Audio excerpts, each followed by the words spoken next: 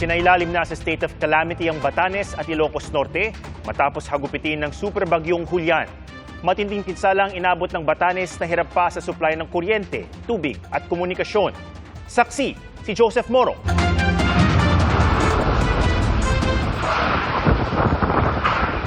Pinadapa na napakalakas na hangin at ulan ng mga bahay at puno sa pagtama ng bagyong Julian sa Basco, Batanes kahapon. Sa lakas ng ulan, zero visibility ang paligid.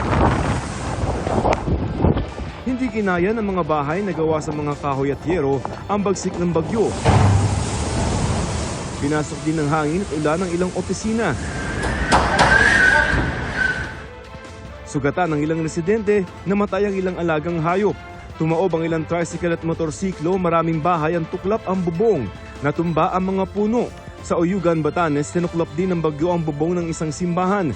Wasak ang lampas 2,000 bahay sa lalawigan.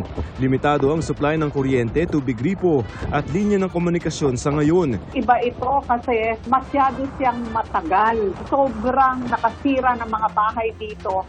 At sobrang lakas ng ulan. First time din namin na malakas ang flood namin dito sa Batanes. Ako'y very emotional dahil kitang-kita ko kung gaano kabilis masira ng bagyo ang mga kabahayan dito sa Batanes.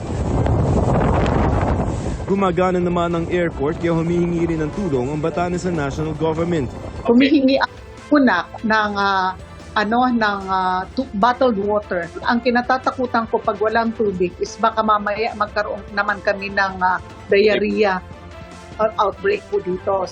Nagdeklara na ng state of calamity ang probinsya ng Batanes pero ayon kay Governor Cayco, hanggang ngayon ay hindi pa sila nakakampante. Ayon sa DSWD, nakapag-preposition sila ng mga food packs sa mga bayan ng Ibana, Uyugan, Itbayat at Sabtang. Ihahatid na raw ito kapag bumuti na ang panahon. Isinailalim na rin sa state of calamity ang Ilocos Norte. Unti-unti nang humuhupa ang baha kaya kanya-kanya ng linis ang mga residente sa Lawag City. Pinasok naman ng baha ang isang bahay kung saan may burol ng isang matandang babae. Inilipat ang bangkay sa ligtas na lugar. May naputol naman tulay sa bayan ng Bintar at may gumuhong bahagi ng kalsada sa ilog. Di rin nakaligtas sa bagyo ang mga nasirang puntod sa isang sementeryo sa Sarat. Pinakamaraming population mostly is Barangay 1. Then even ang infrastructure, ang pinakagrabe talaga is dito sa Gabo. That's why we are very monitoring it also. We heard that may mga casualties tayo pero wala pang verified information nito, wala pang official report. Isa sa Batak, isa sa Paway missing yon, and then isa dito sa Lawag City. Sa Ilocos Sur, maulan pa rin kanina sa ilang bayan. Sa Candon City, lubog pa rin sa baha ang ilang bahay. Nagmistulang lawa ng isang sakahan.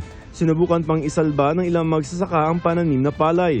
May git-4 na po nananatili pa rin sa evacuation center. Tumataas yung tubig. Hanggang bewang po yung bahana sa amin. Sa bayan naman ng Santa, nagka-mudslide pero agad ding nagkasa ng clearing operation ng DPWH. Sa Lagayan, Abra naman, 7 individual ang iniligtas matapos matrap sa umapaw na Tineg River. Nasa maayos silang kalagayan. Ang Ambuklaw Dam sa Bocod, Benguet, nagpakawala ng tubig matapos umapaw dahil sa malakas na ulan dulot ng bagyo. Para sa GMA Integrated News, Joseph Morong ang inyong saksi.